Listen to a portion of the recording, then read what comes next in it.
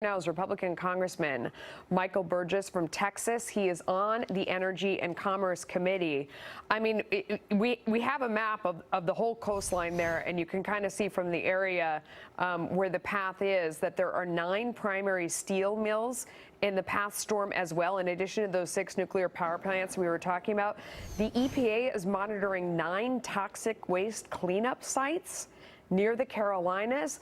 I mean, these are all concerns. Obviously, the loss of life is number one, but this seems like a big concern as well. What are your thoughts on this?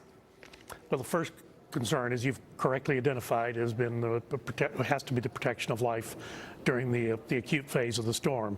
I guess some of the good news today is it doesn't sound like it's going to be quite the wind event that was predicted a few days ago, but make no mistake about it, the heavy rain, as we saw last year in Texas accompanying Harvey, can be just as devastating, and some of the same situations that you described in your lead-in, of course, were existing on the ground in the Houston and Beaumont Port Arthur area.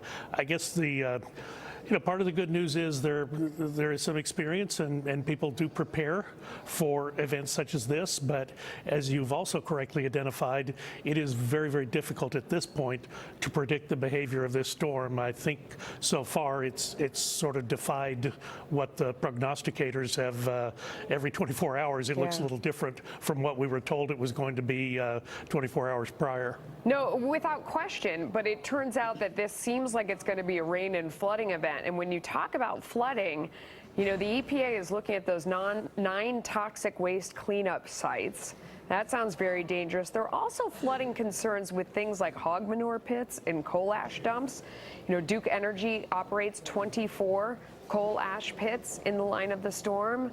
Do you think that the regulation that exists right now, or the conditions that exist at those sites right now, that everybody nearby is safe, given that we're going to have really unprecedented water levels? Well, as I said at the beginning, the number one concern is preservation of life, and so that has to be top of mind for everyone. It's perhaps just a little bit discouraging, and I understand why someone would not evacuate. I get wanting to be there and on site and protect your property, but a 60% evacuation rate strikes me as a little bit low, that perhaps more people should have left, but be that as it may, the die is pretty much cast at this point.